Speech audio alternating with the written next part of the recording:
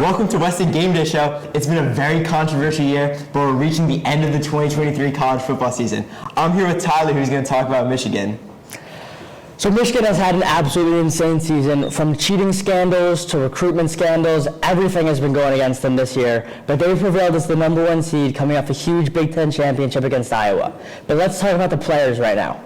Blake Corum is having the season of his life.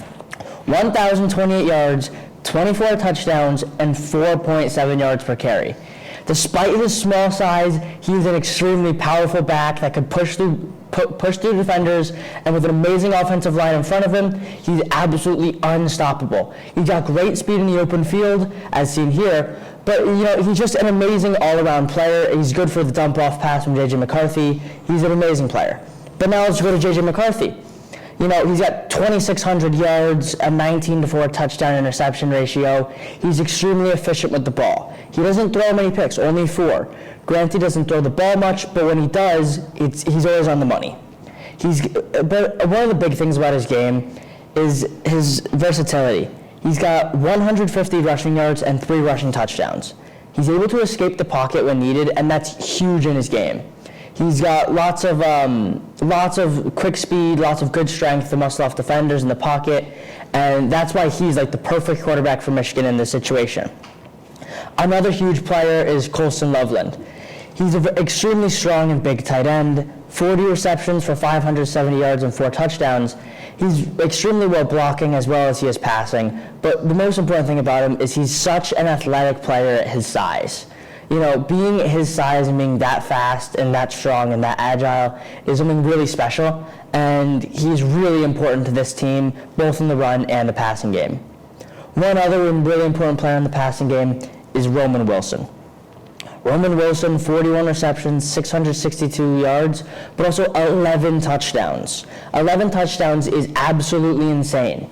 He's always open in the end zone and is an amazing deep threat, despite being small. He had a huge touchdown against Ohio State where he was able to catch the ball and rip it out of the defender's hands. And he's always been there when we needed. Now, moving on to, in my opinion, the most important part of this Michigan team is that Michigan defense.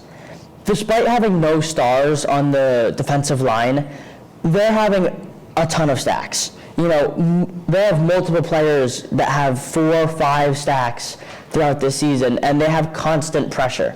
There is no player on that defensive line that isn't good. They have players like Chris Jenkins, and is incredibly strong. But another part is their secondary. Their secondary, like Mike Sandstro, and they have amazing coverage. They force multiple interceptions. Mike Sandstro has 5 interceptions himself as being a former wide receiver. 6 passes defended from Mike Sandstro. Will Johnson is another amazing corner that they have in that back. But they also have strength in the linebackers with Junior Colson, 79 tackles on the season. He is in every single hole in the running game when the opposing team is running. He's had great coverage this season. He's been an extremely strong player, and overall, this Michigan team is extremely formidable. What are the keys for this Michigan team? What's going to be the most important part for the team this year? Some of the keys is sort of a methodical offense and a lights-out defense. Their offense needs to get going early on. They need to have that sort of rhythm early and get Blake Corum into open field and J.J. McCarthy the protection he needs to sling the ball. So you think Blake Corum's going to be the most important part? I do think Blake Corum's going to be the most important part of this game, because if he can get going, he's unstoppable. But if they can't get him going, they're really going to struggle to get any sort of motivation on offense. All right. Thank you, Tyler. We're going to go to Bryce now, who's going to talk about Alabama. Yeah, absolutely. And Alabama, an extremely controversial entry into the college football playoff this year, beating out undefeated Florida State, which shouldn't have happened according to most. But they do have the talent to compete. Now, let's start off with their quarterback, Jalen Milroe. Not exactly the standard Alabama quarterback you would see. He really struggled in the beginning of this year, throwing 4 interceptions in the first 3 games and getting benched in week 4. But since then, he's been progressively getting better and better. He's got 2,700 passing yards, 23 touchdowns, and 6 interceptions, keeping in mind only 2 of those since week 4. And then he's a great rusher on the ground, escaping pressure. You see, he's got 468 rushing yards with 12 rushing touchdowns and a 4-touchdown game against LSU. And he's just overall improving and improving as the season moves on. Now, with the help of his wide receivers, his star wide receiver, Jermaine Burton, is Milroe's top receiving target with 8 touchdowns on 35 catches. Then you also, on the other side, got Isaiah Bond in the slot, who has emerged as a key wide receiver down the stretch, racking up back-to-back games with 70-plus yards. Isaiah Bond has 621 yards and 4 touchdowns so far this season. Now, their running back core has been a little weird now that Jace McClellan got hurt last game, but he is expected to come back, and he has over 800 rush yards this season when he's been in, and 6 scores. However, he sat out the SEC championship after tweaking an early season foot injury. Has not played very recently. So he has been replaced as of late by Jan Miller and Roydell Williams, who have both been solid replacement players in a 2-headed dragon backfield.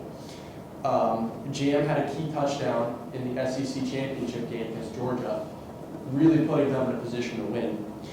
And Roydell has been solid all year with 6 total touchdowns, just as a good secondary option. I'm sure he'll get touches in the playoff too, just to make sure that McClellan stays healthy. Now, the defensive side of the ball is also a little strange for Alabama. They allow 18.4 points a game, 17th nationally. And safety Caleb Downs leads the team with 99 tackles and 2 interceptions. But really, they spread their wealth.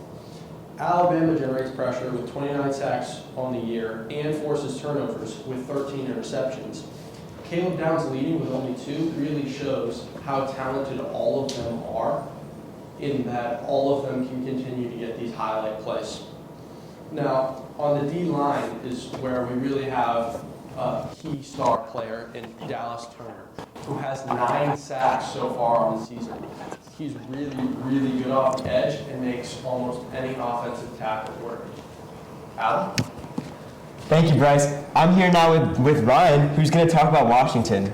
Yeah, Washington has been a little bit of a Cinderella story this year. They went undefeated all season. They just beat Oregon for the 2nd time this year in the championship game. I mean, there's been a lot to like about this team, and they've stepped up to the role no matter how difficult or challenging it was. Odds might have been against them. They always stepped up and they won big games. Who are some key players for this team? Yeah, so I'm going to look at Michael Penix Jr. He's had a breakout season, 4,218 yards, 33 touchdowns with only 9 interceptions. He's been slept on the whole year, and even when no one believed in him, he still finds ways to win games. He has won many clutch games this season and most recently beat a strong Oregon team in the championship. He's great at making big plays when his team needed him, and he's very smart with the football. I mean, rarely throws any picks, and he always finds the open guy, but if the pocket collapses on him, he's able to run out, make a play, get something with his legs. Very strong quarterback, big breakout year. And, a lot of his success is credited to Rome Odunze, his #1 wide receiver. Probably going to go really high in the draft. This season, he has 13 of Penix's 33 touchdowns with 81 receptions and 1,428 yards this season, making him a clear favorite of Penix. And Rome can do just about anything, even become a deep threat if he needed to. But his speed is his main ability, but his route running is really underrated. He's got exceptional route running skills. Looks a lot like Devontae Adams out there. I see that too, actually. Yeah. I mean, this kid is clearly something special. He should go pretty high in the draft this year. Round 1 favorite. And you got this great wide receiver, and you got someone else great in the backfield with Dylan Johnson. Dylan Johnson, he's been an explosive runner all season. He's able to punch through the line and break off for some big plays, but he's also just a physical player. He had his 200th carry this season, so he gets plenty of usage, and he deserves it. He gets 1,013 yards on the season with 14 touchdowns, and he averages 5.5 yards per carry. And if you get this guy on the goal line, he's guaranteed to score. I mean, this guy, he's very physical, very fast, very explosive, and he loves to, run the ball and make a big play. And, you have these 3 star players, but, I want to talk about some sleepers with Jalen Polk and Jalen McMillan, these 2 wide receivers. Jalen Polk had an amazing bowl game, 5 receptions, 60 yards, but what you don't see is that those 60 yards and 5 receptions were all on 3rd down. So, this guy, he's made some big plays all year, come up clutch for his team. And Jalen McMillan, he's returning from a knee injury earlier this season, so a little bit more limited usage, but he's got some really explosive speed, and he's able to just explode off the line of scrimmage, beat his defender, and always find himself open. I mean, deep throw right there, easy reception. I mean, tons of separation. He's a great receiver, and a lot of good things about these 2. So for this team in these upcoming games, what's going to be the most important part for them? Yeah, so I think that the most important part for them is getting their offense early because their defense is not the strongest thing. You told me before we came on that their defense is a flaw for them, so they're going to have to make up for that in their offense. Yeah, I mean, this offense is very strong, one of the strongest in the nations, but this defense, they haven't been stepping up all season. I mean, they've let up a ton of points every game, but luckily for them, they have such a good offense that it seems to not matter. So as long as we get the offense going early and the defense can make a few clutch stops, we should be good.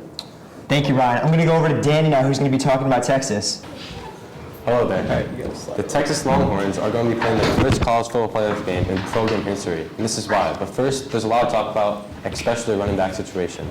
Texas will once again be without its leading rusher as Jonathan Brooks is out for the season with a knee injury. However, the Longhorns' backfield is much better equipped to handle this loss of its top rusher and has been operating the way for several games now.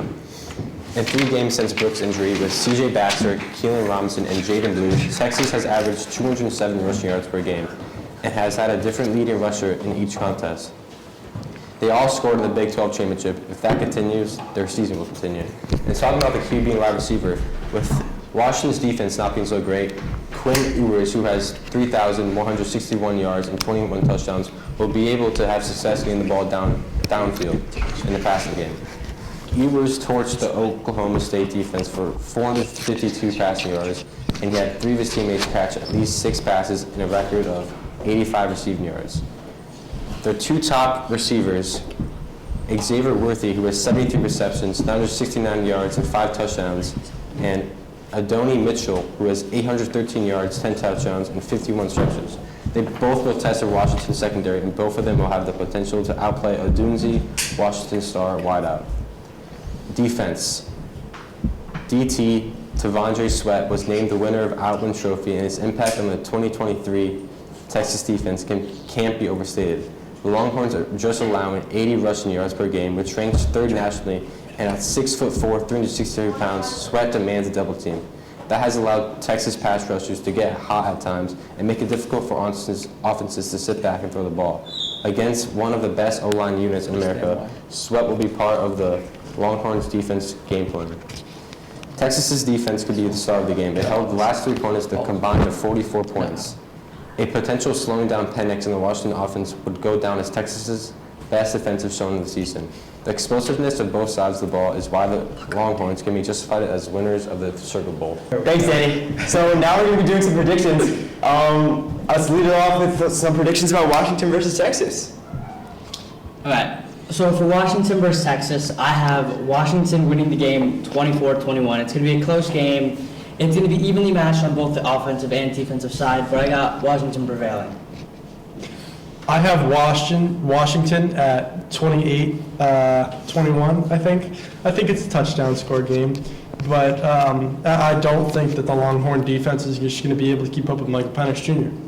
I totally disagree. I think that this game is going to be explosive, two explosive offenses, but I think it's going to come down to Penix Jr. late in the game. He's going to make a mistake, either interception, fumble. Texas is going to clinch it.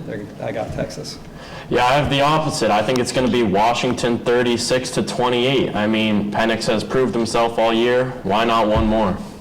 I think Texas with a 34-30 because Penix has not made a mistake this year, and I think this is the game he will make one. All right, let's move on to Michigan.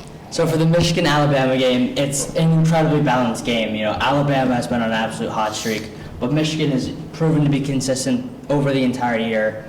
I'm going to have Michigan in an odd-scoring one, 31-29. I think it's going to come down to a two-point conversion at the end of the game, and I think Alabama's not going to come through. You know, I got Alabama, but it's really going to come down to Jalen Milroe. See what he can really get together, and if he's going to make one of the poor mistakes he's made. But I don't like J.J. McCarthy in this game. I don't think he's going to have the headspace, and I think he's going to make a mistake, and Alabama's going to win it. 2 years ago, Michigan lost to Georgia. Cade McNamara and J.J. McCarthy were splitting the QB job. And last year, in a just blunder, TCU miraculously pulled out a win with Quentin Johnston and Kendrick, who's a running back for TCU. Anyway, you see where I'm going here? Michigan is on the comeback trail. They are going to pull it out in a big win against Alabama. I got Michigan. Yeah, I mean, I have Michigan too. Michigan's the #1 team for a reason. They've proved it all year. They've looked unstoppable in every game they've played, and I don't see why they can't win one more. I'm also taking Michigan, and I think everything's been said already. I'm Adam Crook. Thank you guys for watching. This has been our college football playoff predictions. Thank you guys for watching. Thank you, Tyler. Thank you, Bryce. Thank you, Mr. Brencher. Thank you, Ryan. Thank you, Danny. I'm Adam signing off. Enjoy the games. Were all the I think we know you're Adam.